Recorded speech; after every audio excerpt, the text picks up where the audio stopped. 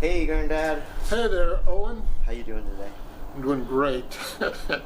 Every day's a great day It is a great day. when you're 75 years old. So this is a project for my psychology class.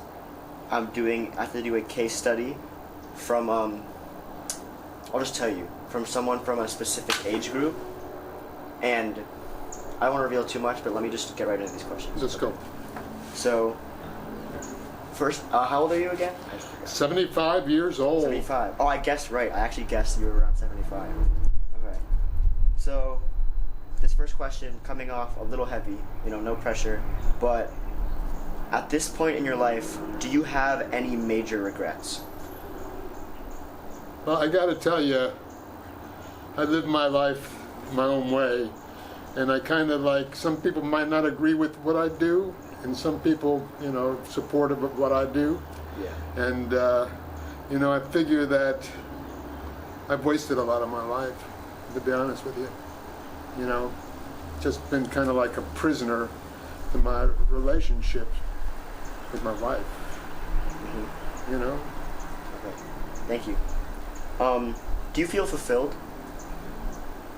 No, and right now we're in the tax season, and it's like I'm a prisoner to the tax books. To paying your taxes? Right, and it's like I can't wait till they're done so I can be a free man, because I really believe that sometimes too much money is not a good thing. Uh-huh. Okay, it just takes your eye off the prize, life. And so I can't wait till it's all over, and then I can get in my car and drive away and not have to worry about finding copies of papers and getting things delivered to other people, and it's a long process, and it's so darn confusing because of all the paperwork, the print's so small, and if you're not schooled in the taxes, then you could be in trouble. I'm not looking forward to that either. As I get older, I'm not looking forward to having to pay taxes. Okay. Are there any things you still wish to accomplish? Well, I think it would be fun to have another house somewhere. Grand and granddad, Yeah. They always had another place where they could go and relax and be with family. Mm-hmm. And I think that was a nice element of my growing up. Yeah. I've heard from my mom the stories about Grand's house, and going to for Christmas Eve, going to their house, and that was always exciting. Right, the progressive dinners we would have that would begin in Coral Gables. Yeah. We'd go out to Kendall and then end up here in Hollywood. And I remember we did that once, but we went to Casey's house, then Chelsea's house. No, we went to Casey's house, then maybe our house, and maybe we ended here. right, a little smaller. So if you could pick anywhere to have a second home, in the world, where would you pick? I'd like to be on the ocean, maybe. There's some places, homes I've looked at up in Flagler Beach that, would be a nice place to go. And then another place, I'd love to have a place in the mountains too. Yeah, that's probably, I want a nice, a cabin type. There's so many nice cabins out there, and I saw one a year or so ago that was in a national forest, and you couldn't buy it, but you could have a lease on it for a year or more, but it was just so isolated, and in the wintertime you can't even use it because all the snow. Yeah, but I would love to be in the snow somewhere where it snows a lot. Okay. Can you share some of the achievements in your life or moments that you are most proud of? My grandchildren and my children, okay? Yeah. I think that they give me the most pride and the most joy. I knew you would say that. Well, that's true, and you go into my office and you can look on the walls, and there's creations of yours and your sisters and other cousins and brothers, sisters. Kind of nice. Yeah, I like that. what life lessons or wisdom would you like to pass on to younger generations?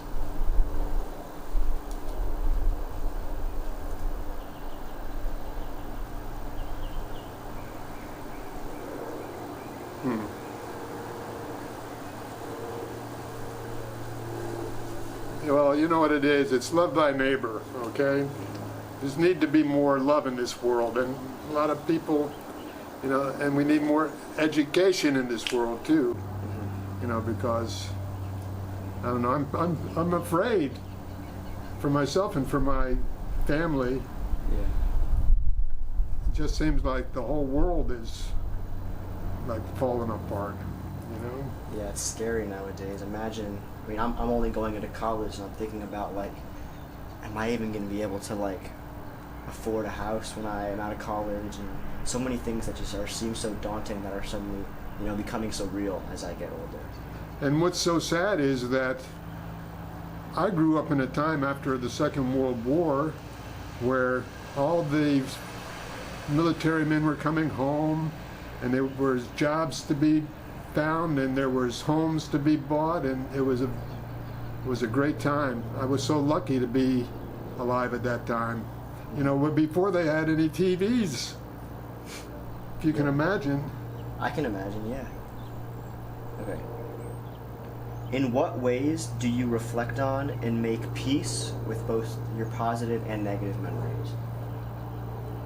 One more time. So, how do you make peace with your memories, both positive and negative? Well, every day's a new day, and so you learn from everything that you do, and the whole idea is to wake up in the morning and have a great day by the end of the evening. I like that. Alright, this one might be a little heavy. How do you cope with any feelings of loss or change that come with aging? Well, you know, I haven't really experienced it because my entire family, except for Janet, is still alive. And the family gets larger year by year. Babies are still being had, grandbabies of grandma, Yeah. you know? And, yeah, it's been a great life, I gotta say, you know, and it's... Because I haven't really experienced that too much, luckily, yet in my life. Except for abuela, that was tough. But say like, you know, grand, that must have been hard. Are you still like dealing with that?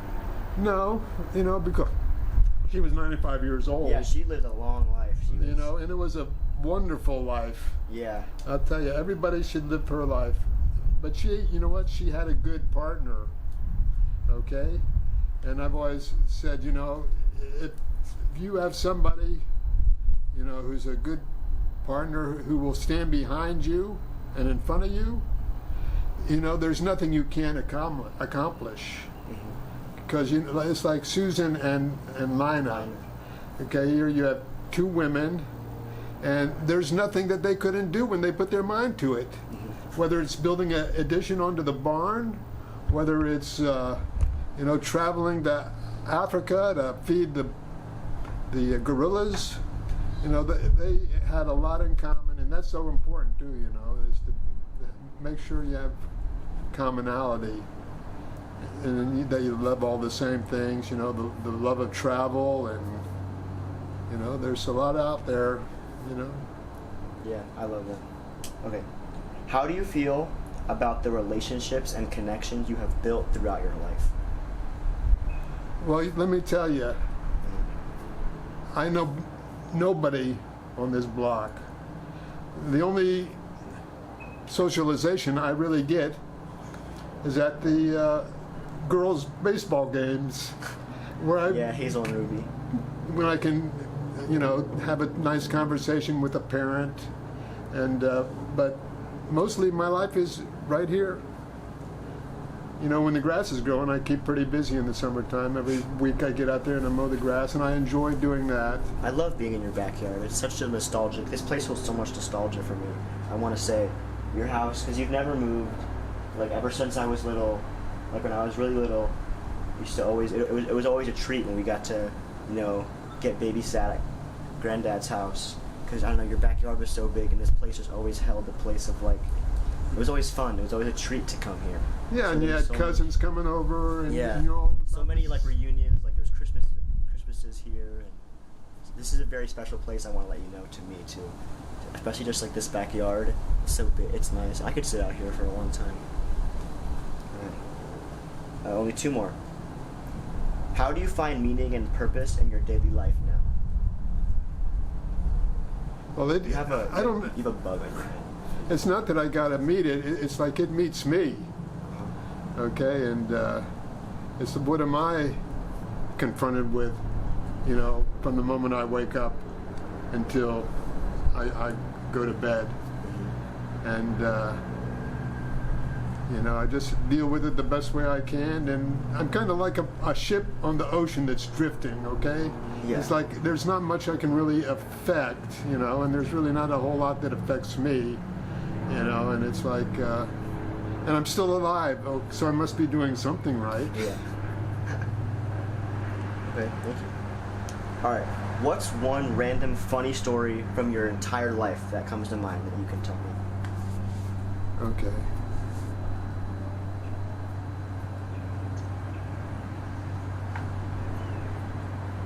Oh, well, here's a funny one. Me and my buddies were, you know, we made movies when we were in middle school, high school. Yeah.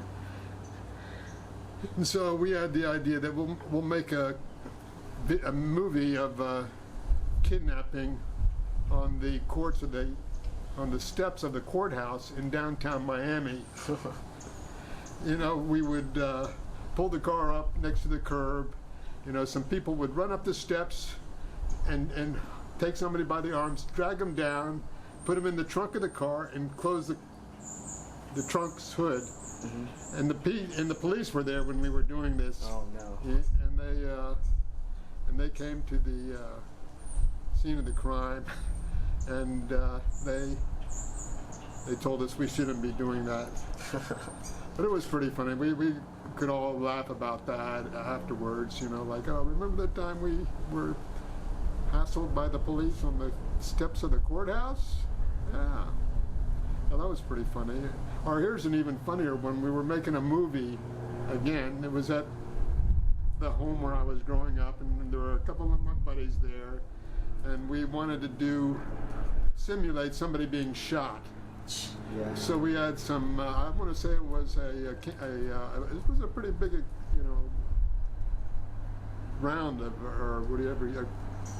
Explosive, and so what we did is we made some spaghetti up, okay, to be the blood and the guts, and then we taped a paddle ball, paddle to the back, like that, okay, and then we put the spaghetti in a plastic bag and put that on top, and then we pulled his shirt down and we lit the cherry ball, whatever they Cherry call bomb. It. And it exploded, and the spaghetti fell right to the ground in a big lump. And it was like, fail, project fail. That's a good one. Yeah, that was pretty funny.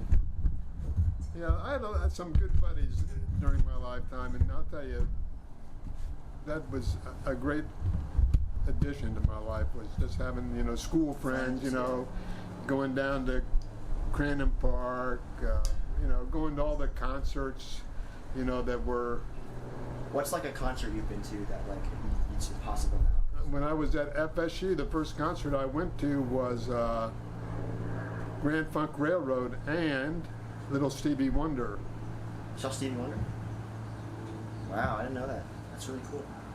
Yeah. Wait, you went to FSU? How did I know that? Why did I know that? Well, because it was ignominious, if there's such a word. You know, I went.